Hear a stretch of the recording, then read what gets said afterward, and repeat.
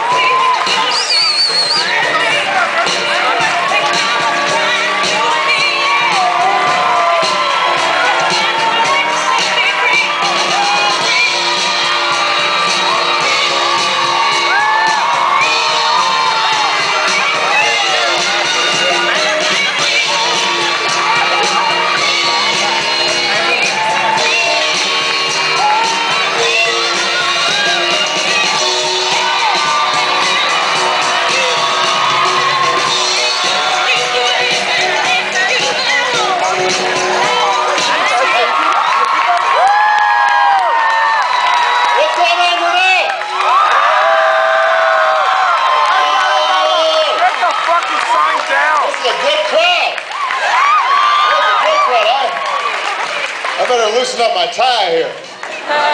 Man, look at this group. This is unbelievable. How are you? You doing good? I'm doing good. Well, I am so great. I know, I needed to come to Grinnell. You guys have been waiting for me for a while now. I feel bad. I was actually here really early. The problem was it was so early you weren't in school yet. You were here? Yeah, that's what I'm talking about. That's what I'm talking about. Well, first of all, let me thank Pablo Silva for the outstanding introduction and all the great work that he's doing here at the university. Thank you.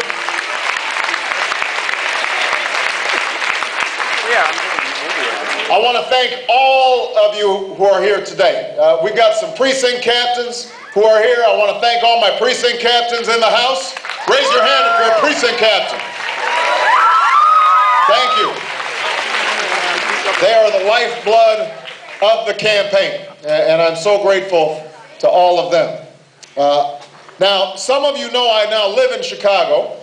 I know we probably have a couple of Chicago folks in the house. But I'm not originally from Chicago. I came to Chicago after college because I was inspired by the civil rights movement, and I wanted, as a young person, to be involved in bringing about change at the grassroots level. And so there were a group of churches in Chicago that had come together to try to deal with the devastation of steel plants that had closed all throughout the community. And thousands of people had been laid off, and they wanted to know, how can we make a difference? So they had formed an organization, they raised a little bit of money, and it was such a small bit of money that all they could afford to hire was me. So for $12,000 a year, plus car expenses, I moved to Chicago, and for 3 years I worked as a community organizer. I wasn't much older than any of you. And for those next 3 years, I helped set up job training programs for the unemployed and after-school programs for youth, and bringing city services and economic development to communities that have been neglected. It was the best education I ever had.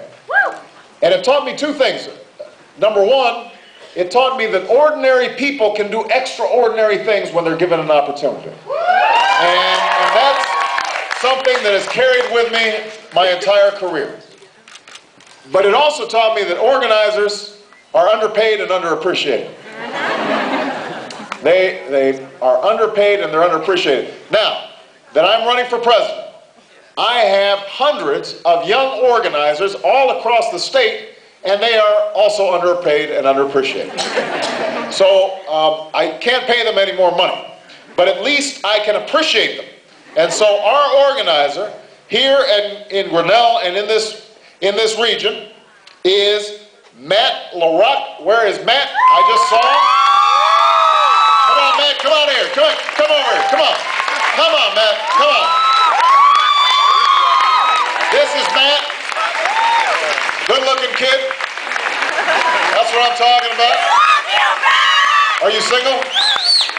Unfortunately, no. No, so, unfortunately, no. Well, I hope your girlfriend or wife is not here with that answer. All right, I hope when you're organizing, you don't say stuff like that.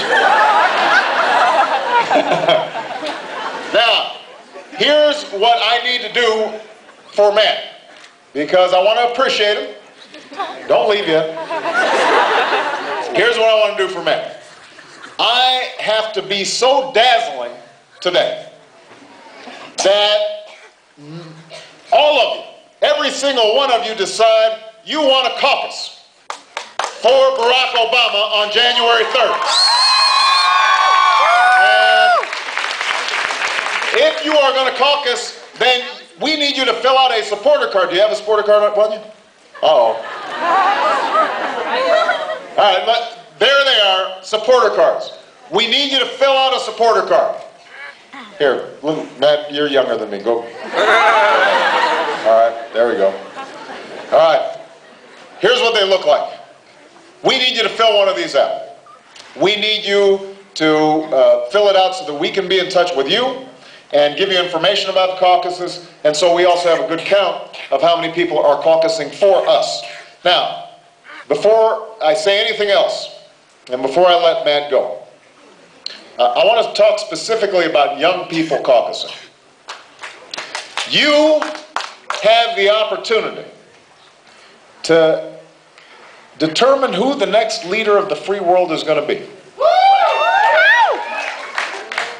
More than almost any other American citizen, those of you who are eligible to caucus here in Iowa, if you are an Iowa student, an Iowa resident, you have a chance. Maybe there are 150, 200,000 people who will select the winner of the Iowa caucus. And in this election, the winner of the Iowa caucus got a huge head start in terms of being the Democratic nominee.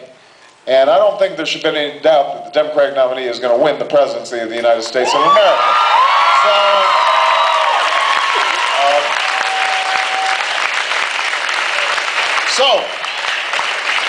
So I need you. I need you to caucus. It will take a couple of hours. Many of you are going to be gone on January 3rd, but many of you will come back, or those of you who are Iowa residents, you're going to be going to your hometowns in Iowa. If you are a student who now lives in Iowa, you can caucus. This is something important. It is something investing a couple of hours of time. This is your chance to make your mark on history. And change in America has always happened because young people were inspired to make it happen. Because you are not bound by the world as it is. You can reach for the world as it might be. This is your chance to start making that difference. So I want to make sure that all of you, even if you're not caucusing for me, I want to make sure you caucus. And there are some people out there who've been saying, well, I don't know, some of these college students, maybe they're not from Iowa originally, they shouldn't be caucusing. Don't listen to that. Don't listen to that. If you are an Iowa student, you are establishing residency here in Iowa, you can caucus. And don't let somebody tell you that you are not part of this process, because your future is at stake. And America's future is at stake. So, all right, did I do pretty good, Matt? All right, Matt agrees with me. Thank you. All right. Now, I have been running for president for about 10 months now. And it's been an extraordinary journey. I mean, I've been in a conversation with the American people all across the country. And one of the things that's been amazing are these huge crowds we've been attracting. I mean, we had 10,000 people in Iowa City, and 7,000 in Ames, and 4,500 in Davenport. And it's not just the size of the crowds, but it's the makeup of the crowds that's been inspiring. Because it's people from all walks of life. We've got young people and old people. We've got blacks, whites, Hispanics, Asians, Native Americans, gays, straight, disabled, you name it, we got it.